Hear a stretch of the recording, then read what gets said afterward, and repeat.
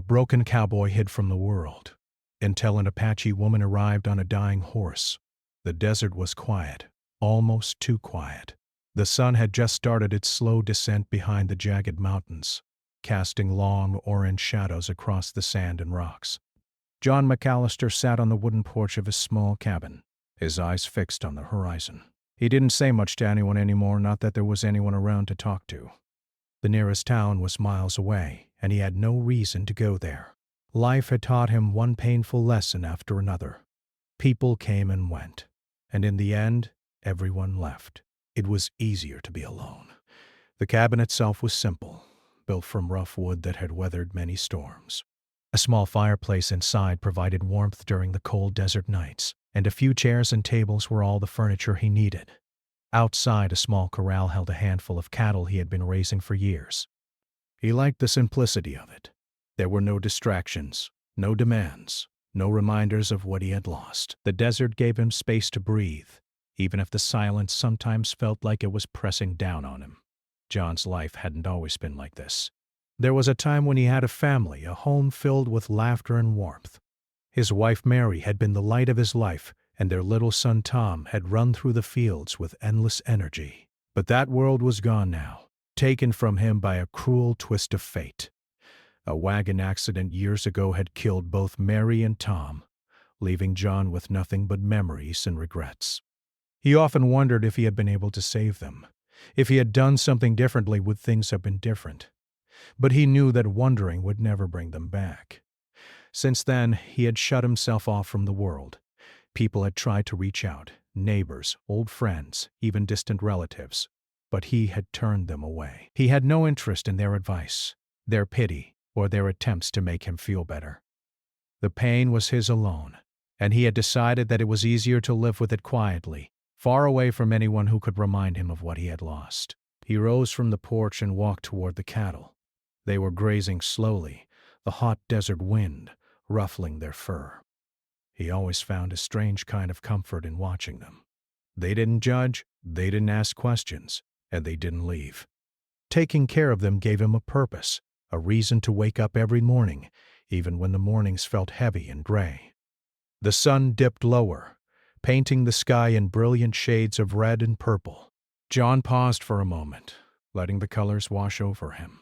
He had always loved sunsets, even as a boy growing up on his father's ranch. They reminded him that the day would always end, that even in darkness there was beauty.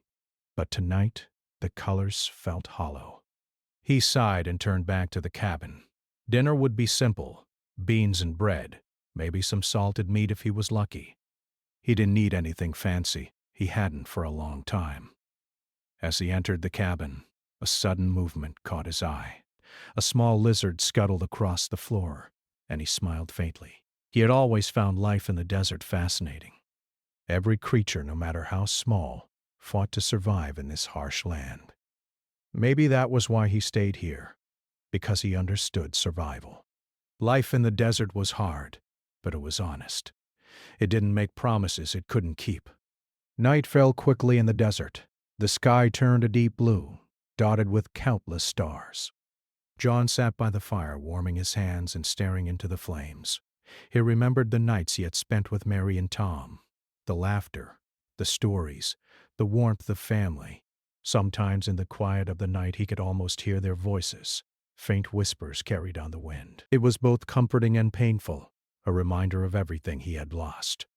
He had learned to keep busy to avoid thinking too much.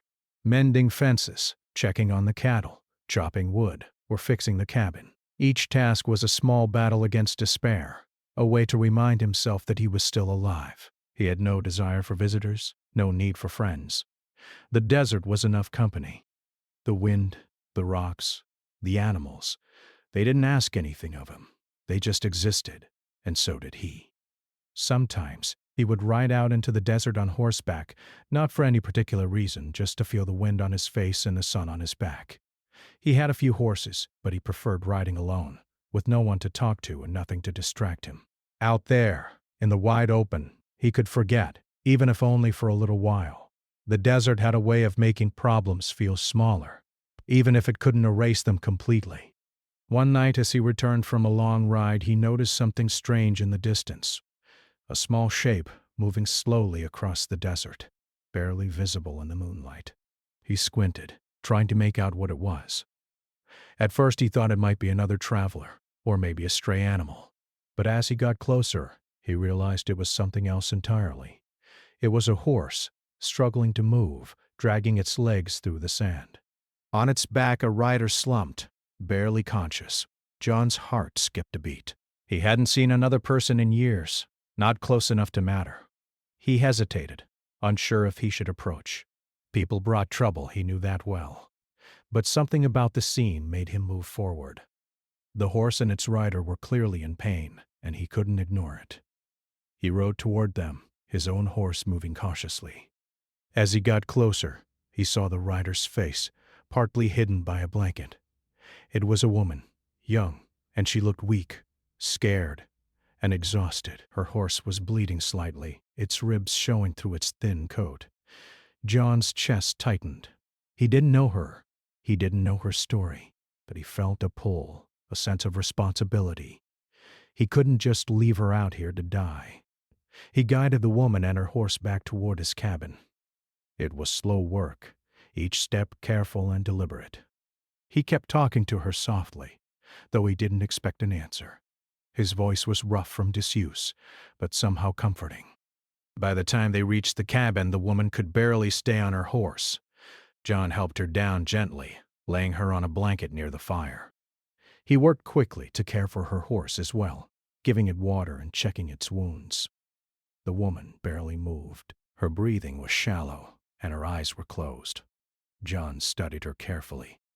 She was clearly not from the town nearby.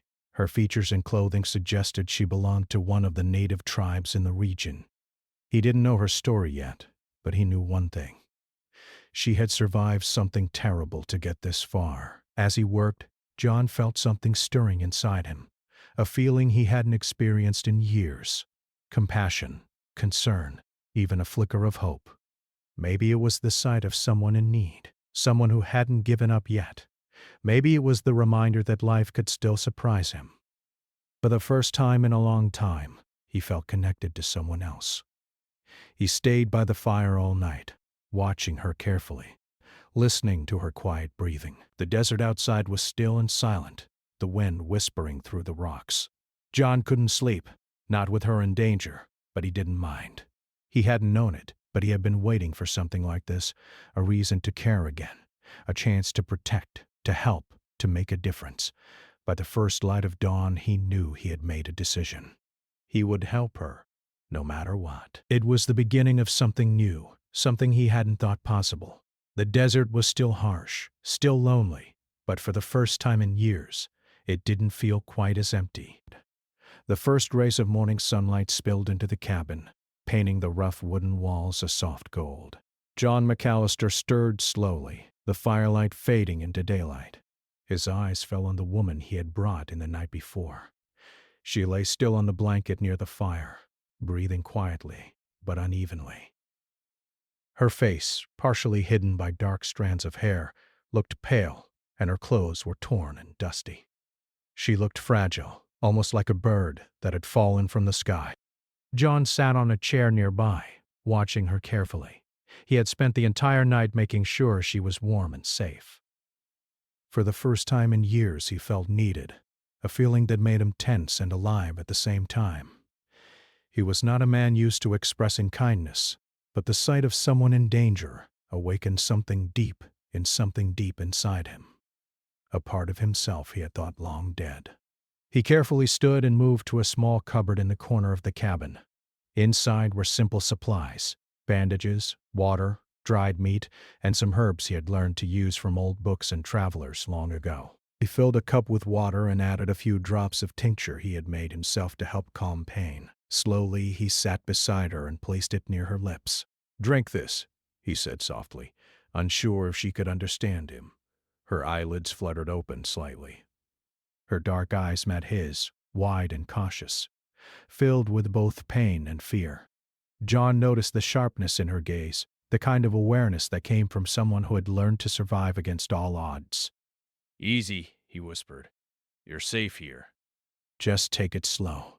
She drank a little, then coughed, wincing at the taste, but she didn't push it away. After a few moments, she managed to sit up, leaning weakly against his shoulder. John could feel the weight of exhaustion in her body. She was alive, but barely. "Who are you?" John asked gently. His voice was rough, but there was no harshness in it. The woman hesitated, her lips moving slowly as if forming words she wasn't sure how to speak. Finally, she said, "Ahayoka. I'm Mayoka." Her voice was soft, but there was a steady strength beneath it, a resilience that surprised John. "Apache," she added after a pause. He nodded, remembering the stories he had heard of the Apache people, brave, proud, and fiercely independent. Ahioka's eyes darted around the cabin, taking in the small space, the fire, the horses outside. John could see fear lingering in her gaze. He knew she had been on the run for some time, escaping danger that he didn't yet fully understand. "You're safe here," he said again, trying to reassure her, though he wasn't sure if words could do that. Over the next few hours, John worked carefully to tend to her wounds. He cleaned small cuts on her arms and legs and wrapped them gently with cloth. She flinched at first but didn't resist. When he finally reached the bandages on her shoulder, she tensed, but he held her hand and spoke calmly. I won't hurt you. I just want to help.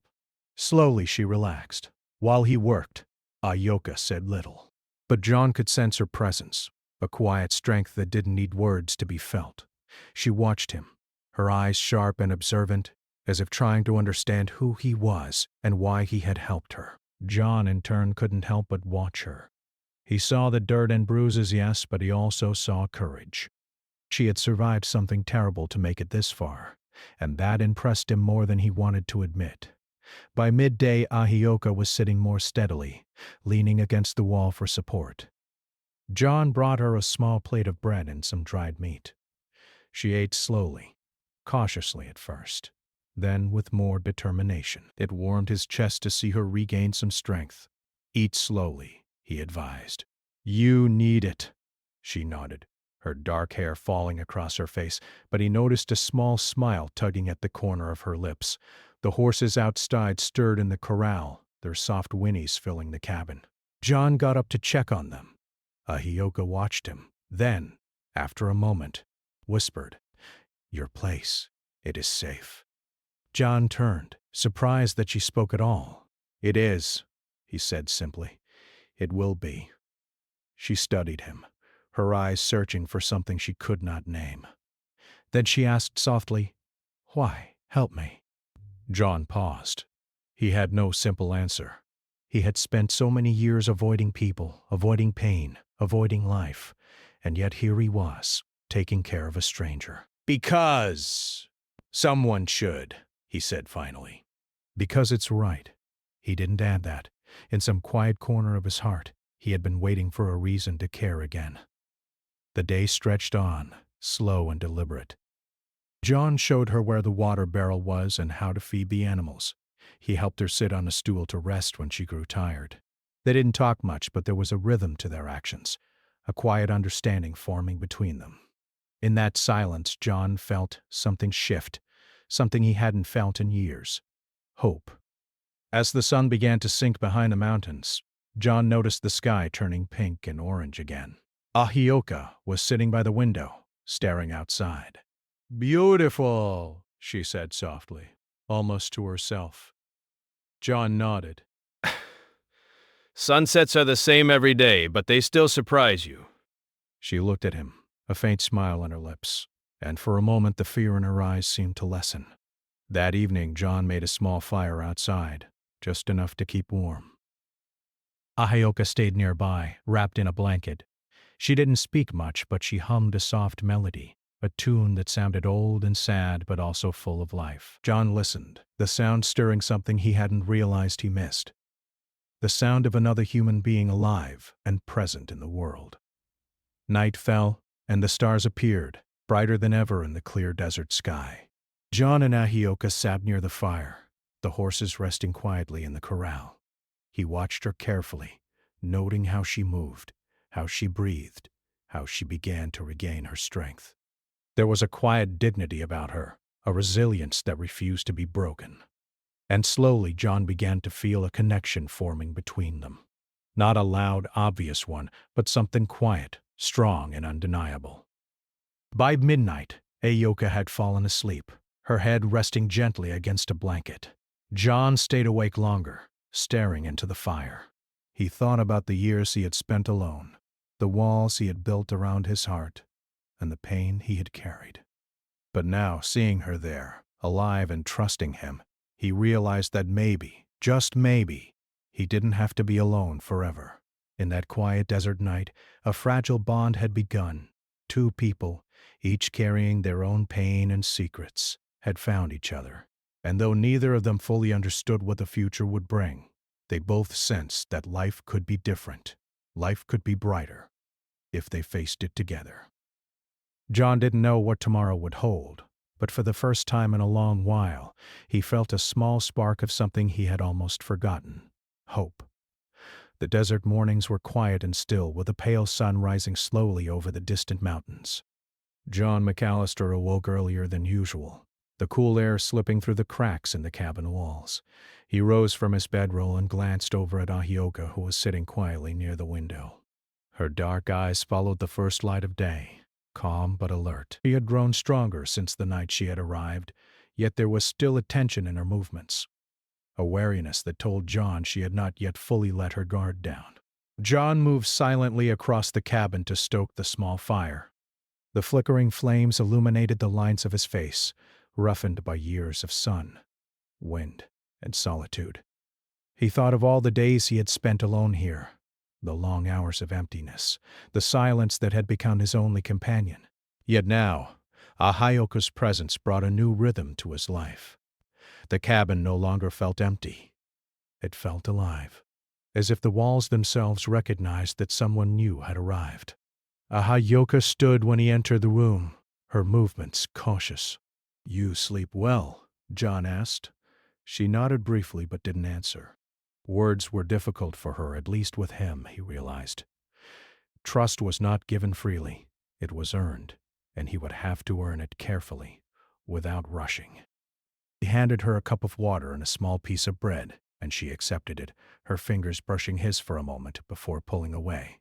That simple touch was enough to make John's heart feel lighter, though he didn't let himself dwell on it.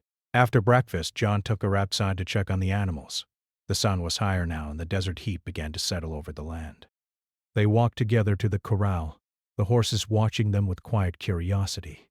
John showed Ahioka how to approach the animals gently, to speak softly so they would not panic. She listened carefully, mimicking his movements, her face concentrating but serene. John felt a quiet admiration for her. She was cautious, yes, but intelligent and quick to learn. Her eyes seemed to take everything in, remembering every detail, every movement. "Your horse," John said finally, nodding toward the animal she had ridden the night before. "It's resting now." "We'll take care of it slowly. It's not strong enough for a ride yet." Ahioka touched the horse's mane lightly, her hand gentle. "It survive?" she asked softly. John nodded. "Yes, it will. You did well getting it here." For a moment, her lips curled in the faintest of smile. It was the first time he had seen her smile, and it warmed him more than he expected. They spent the rest of the morning doing small tasks together. John repaired a broken fence post, while Ahioka helped gather firewood and water. They didn't speak much, but there was a rhythm to their movements, a silent understanding that grew stronger with each task. John had forgotten how companionship could feel, how working together even in silence could be comforting and grounding. And Ahioka, for her part, began to relax in his presence, learning that not all men were threats, not all who offered help had hidden intentions. By midday, the desert heat had grown intense. John suggested they rest in the shade, and they sat together on the porch, watching the sun blaze overhead. Ahioka fidgeted with her blanket, her eyes scanning the horizon. John noticed her vigilance and decided not to ask questions. He understood instinctively that her alertness was a part of survival. People had hurt her before, and she had learned to expect danger at every turn. He respected that. After a few moments of silence, he asked, "You travel far to get here?" She nodded, then shook her head slightly, unsure how much to say. John didn't press. He knew she would share her story when she was ready. For now, her presence, her quiet strength, was enough. They watched the desert together, the wind carrying the scent of sand and sagebrush. It was peaceful, yet underneath that peace, John felt the faint stirrings of unease. Danger, he realized, was never far in this land. That evening, as the sun dipped toward the horizon, they were startled by a sudden noise. The sharp clatter of hooves echoed across the canyon nearby.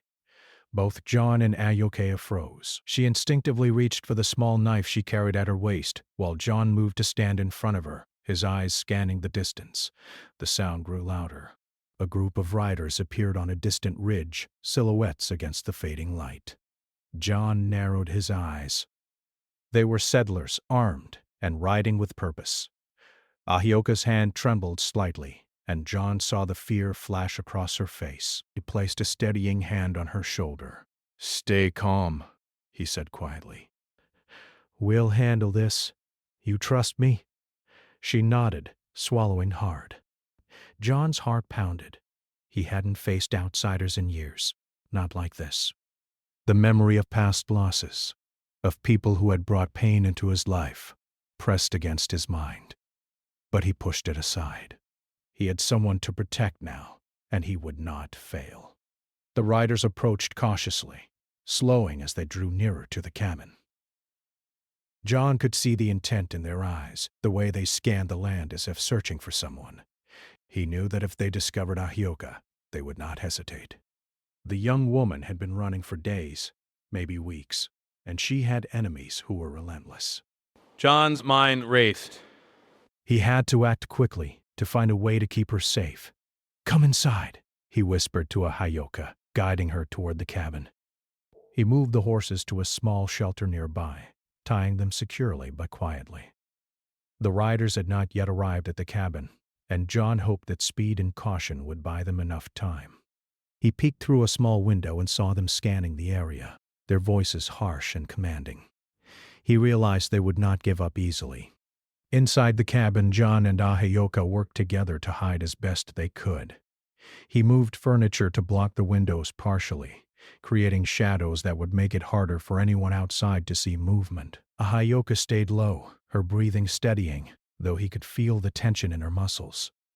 John admired her courage. She could have panicked, run, and risked everything, but she stayed, trusting him. That trust was fragile, but it was there, and he would not betray it. The night stretched long and tense. The riders did not leave, but instead camped a short distance from the cabin, their fires flickering in the distance. John stayed awake, listening to the sounds of the desert, the crackle of the distant fire, the soft whinny of the horses. Ahioka rested beside him, alert but silent. They did not speak much, but their presence together was enough. In that silence, a bond grew stronger, built on trust, courage, and the shared knowledge that they depended on each other. By dawn, the riders had moved on, leaving only the soft traces of their passage in the sand. John and Ahioka stepped outside cautiously, the desert now bathed in soft morning light. The danger had passed for now, but the memory of it lingered. Ahioka touched John's arm lightly. "Thank you," she said simply. Her words were few, but the gratitude in her eyes spoke volumes. John nodded, a quiet smile touching his lips. "You're safe." That's what matters. In the days that followed, they continued to work together, repairing the fence, tending the animals, and preparing for any threats that might come. They shared meals, small conversations, and quiet moments of understanding. John began to teach Ahioka how to read the desert, to find water, to notice signs of animals and travelers. She learned quickly, her skills growing stronger each day. In turn, she shared stories of her life, her people, and the lessons she had learned from surviving in the wild. John listened, sometimes speaking, sometimes silent, but always present. Ahioka's presence brought a new rhythm to John's life. The cabin was no longer just a place of solitude. It was a place of shared purpose. He had someone to care for, someone who trusted him, and that trust was precious. The fear of danger, the constant awareness of the outside world, reminded him that life was fragile, but also that it was worth protecting. For the first time in many years, he felt alive, aware, and connected. As the sun set once again over the mountains, John and Ahioka sat outside, watching the sky turn brilliant shades of red and gold. They didn't speak much, but they didn't need to. The bond between them was clear, quiet but strong. Both had been broken by life. Both had faced loss and fear, yet together they found a sense of safety, trust, and hope. The desert, harsh and relentless, had brought them together. And in that quiet evening light, John realized something he hadn't felt in years. He was no longer truly alone. The days following the night of the riders were tense, even if the desert appeared calm.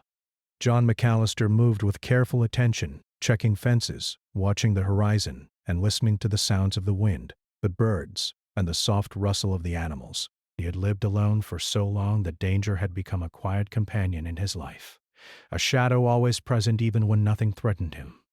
Now, with Ahioka at his side, that shadow felt heavier, more urgent. Ahioka had grown stronger in the days since her arrival. She moved with more confidence, helped with chores, and learned quickly how to care for the horses and cattle. Yet John noticed that she remained alert, her eyes constantly scanning the distant ridges and valleys, her hands ready for any sudden threat. He understood. He had once been like her, always wary, always expecting the unexpected. But he also knew that the danger they faced now was different. It was close, real, and relentless. One afternoon, John was mending a fence along the edge of the property when Ahioka called out from the cabin. "John! Someone! They come!" Her voice was calm but tense. He dropped the hammer and squinted toward the horizon. A small group of riders was approaching, moving with purpose. Their numbers were more than the last group, at least a dozen men on horseback, armed and determined. John's chest tightened. He had known this day would come eventually. They had come for Ahioka. He motioned for her to stay inside and moved quickly to secure the cabin. He dragged heavy furniture across the windows and doors, creating barriers, while Ahioka quietly moved the horses into a small enclosure behind the cabin. Her hands were steady, but her breathing was sharp. John could feel the tension in the air, the way every shadow seemed to stretch and shift in the desert light. He took a deep breath. Fear was one thing, panic was another. He would not allow panic to rule them. The riders arrived at the edge of the property, scanning the cabin with harsh, searching eyes. One of them dismounted and shouted something in a language John did not recognize, but it carried clearly enough. A warning, a command, a threat. John's hand rested on the old rifle he kept near the door. He hadn't wanted to use it, but he would if necessary.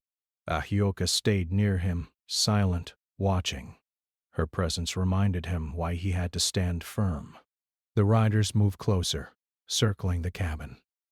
John stepped outside, his posture firm, his voice calm but loud. "You are not welcome here," he said, his words steady.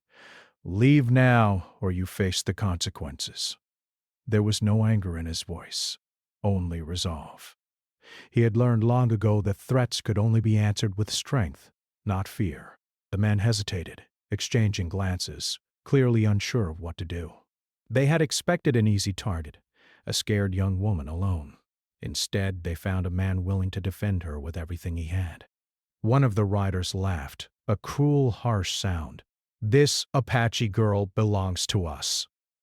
"You don't know what you're dealing with." John's eyes narrowed. He had seen cruelty in his life before, the kind that left scars not only on the body but on the heart. He would not allow it to touch Ahioka. "She belongs to no one but herself," he said, "and she stays here." "Now, leave." The man hesitated, clearly weighing their options. John felt his pulse quicken, but he did not falter. Years of isolation had taught him patience, observation, and strategy. He knew the terrain, the land, and how to use it to his advantage.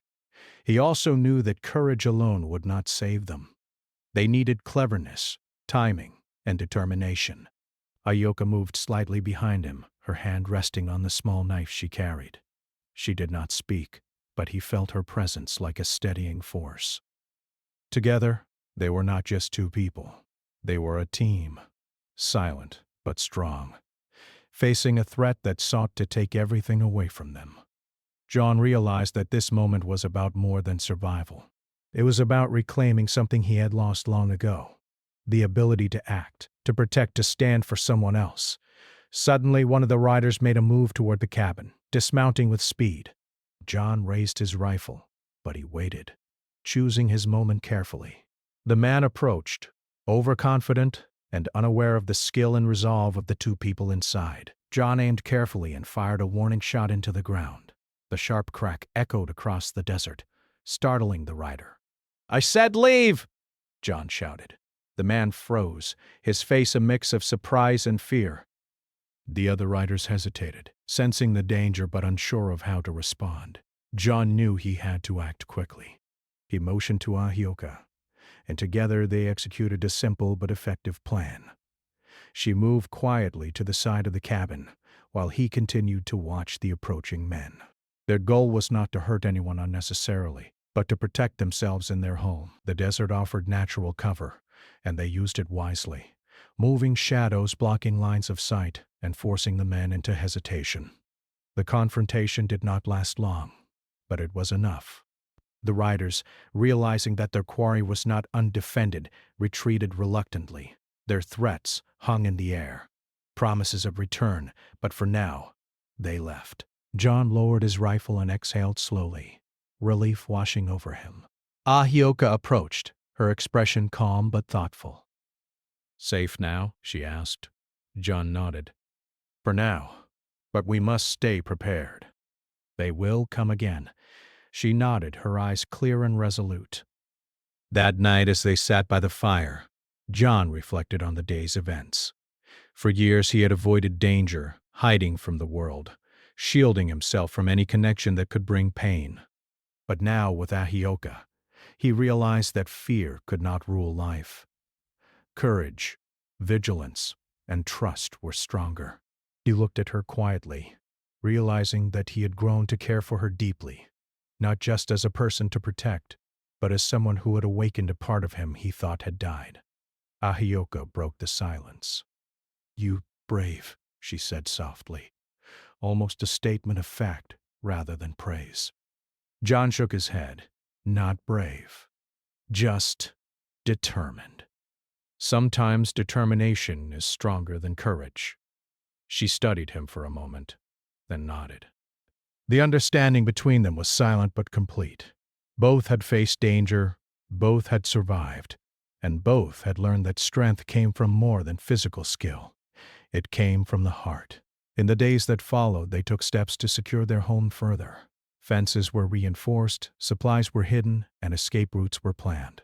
They trained quietly, John teaching Ahioka how to move swiftly and silently through the desert, how to spot danger before it arrived, how to protect herself without unnecessary risk. She learned quickly, her movements becoming sharper, her instincts more confident. John watched with quiet pride, realizing that she was not just surviving, she was growing stronger with each passing day. The desert, which had once seemed so lonely to John, now felt alive with purpose.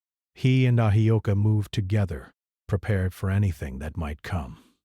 Their bond grew stronger, built not only on survival, but on mutual respect and shared courage. They understood each other in ways that words could not fully express, and in that understanding, John felt something he had long thought impossible: hope. One evening, as the sun dipped behind the mountains and the sky turned shades of orange and purple, John and Ahioka sat quietly on the porch, watching the desert stretch endlessly before them. The threat of the riders lingered, but it no longer paralyzed them.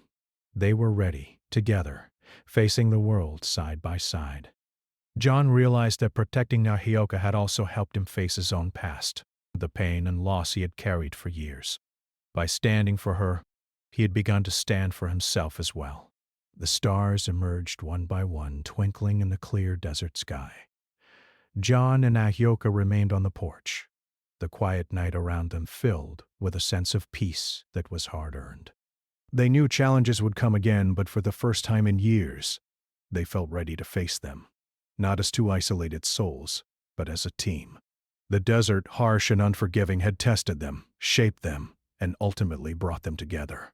And in that moment, John understood something he had long forgotten. Life was not just about surviving. It was about protecting, caring, and finding connection, even in the most unlikely places. The desert morning was calm and golden, the sun rising slowly over the distant mountains. John McAllister walked outside, the soft sand crunching beneath his boots. Ahioka was already awake, standing near the small corral, brushing the horses' manes with gentle, careful strokes. The desert felt alive around them, birds calling in the distance, a warm wind carrying the scent of sage and dry earth. For the first time in years, John felt the sense of peace that was deeper than the quiet he had once cherished. This peace was different.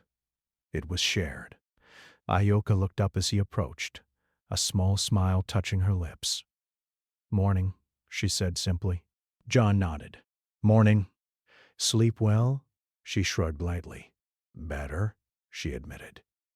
There was a confidence in her tone now, a steadiness that had grown over the past days and weeks. She had recovered more than her body. She had regained her strength, her sense of self, and her trust in another person. John felt a quiet pride in her. Together they tended to the animals. John had always found comfort in their presence, the rhythm of feeding, grooming, and watching them move through the desert. But now, the work was different. It was not only about survival. It was about life, growth, and partnership. Ahioka moved confidently among the horses, talking softly to them, checking their health and even teaching John a few small techniques she had learned from her people. He watched her carefully, realizing that she had become more than just a guest, or someone he needed to protect. She had become a teacher, a companion, and a part of the life he had almost given up on. The cabin, once a quiet place of isolation, now felt warm and alive. There were signs everywhere of the life they were building together. Firewood stacked neatly, a small garden starting to grow near the window, and blankets and tools carefully arranged.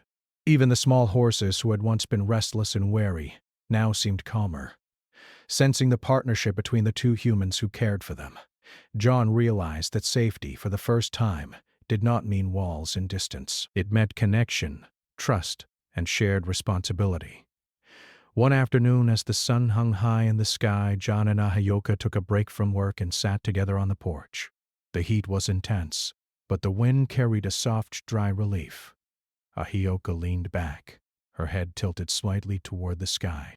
"John," she began, hesitating as if weighing her words. "Thank you for everything." John shook his head, a faint smile crossing his lips. "No thanks needed. You survived. That's what matters." She looked at him seriously, her eyes steady and full of meaning. "Not just survive. You help me. You protect me. You care." John felt a lump rise in his throat. He had spent so many years avoiding the word, avoiding the feeling. But now, hearing it from her, he allowed himself to feel it fully. "I care," he said simply, his voice soft but firm. It was the first time in years he had said those words aloud to anyone, and it felt right. Over the next few weeks, they continued their work together, strengthening fences, tending animals, and planting a small garden that promised vegetables in the coming months. Every task was shared, every responsibility divided. They spoke more freely now, telling stories of their lives, laughing quietly at small jokes, and even sharing dreams of what the future could hold. John found himself smiling more, moving more freely, and thinking less about the pain he had carried for so long. Ahioka, too, seemed lighter, her posture straighter, her voice stronger. They were healing together, piece by piece. One evening, as the sun began its slow descent, John and Ahioka rode their horses out into the desert. The horizon stretched endlessly before them, painted in shades of red, gold, and purple. The wind carried the scent of sage and dry earth, and the world felt wide and full of possibility. John glanced at Ahioka, who rode confidently beside him. She laughed softly as her horse kicked up sand, the sound clear and joyful. John realized that her laughter, her presence, had become a part of his own happiness. As they reached a small ridge overlooking the valley below, John stopped his horse. He looked at the vast desert spread before them and took a deep breath. "It's beautiful," he said softly. Ahioka nodded. "Yes, beautiful and free." Her eyes met his, full of understanding and unspoken meaning. In that moment, John realized that freedom was not just about the desert, the land, or even the distance from danger. Freedom was about trust, connection, and being able to live without the fear that had once ruled his life. They stayed there for a long while, watching the sun sink lower and lower until the horizon glowed with brilliant colors. John thought of the years he had spent in solitude, the pain and loss he had carried, and the walls he had built around his heart. And now he thought those walls were not gone, but they were softened, reshaped by care, trust, and the presence of someone who had seen him, not just as a broken man, but as a person worth caring for. That night, back at the cabin, they prepared a simple meal together. The warmth of the fire, the smell of cooking food, and the quiet conversation filled the cabin with a sense of normalcy and peace. Ahioka served the food carefully, offering John a small portion first. He accepted it gratefully, and they ate side by side, sharing stories of their day and small dreams for the future. There was no hurry, no fear, just a quiet rhythm of life that felt natural and comforting. After dinner, they stepped outside to the porch again. The stars had begun to appear, bright and countless in the clear desert sky.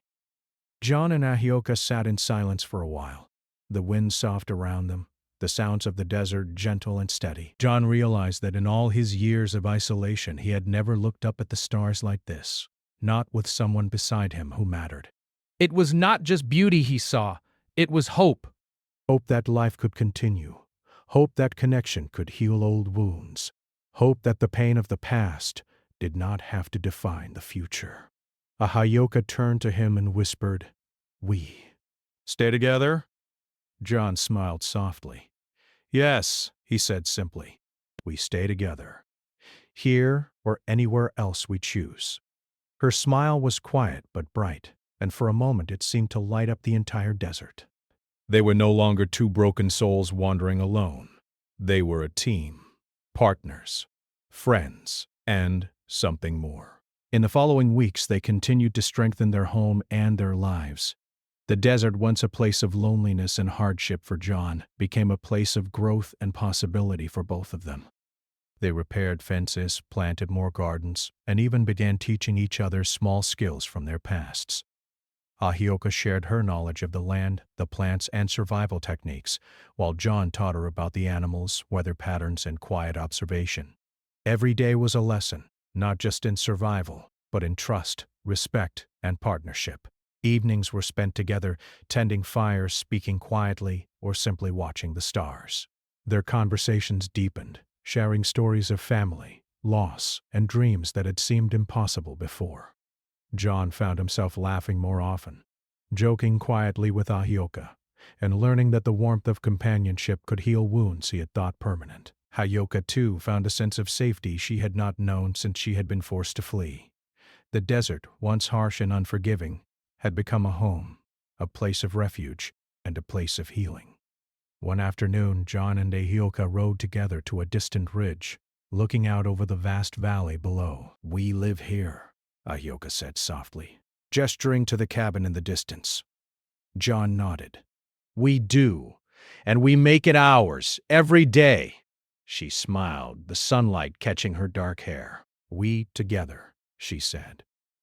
John felt a deep certainty in her words, a promise that needed no further explanation.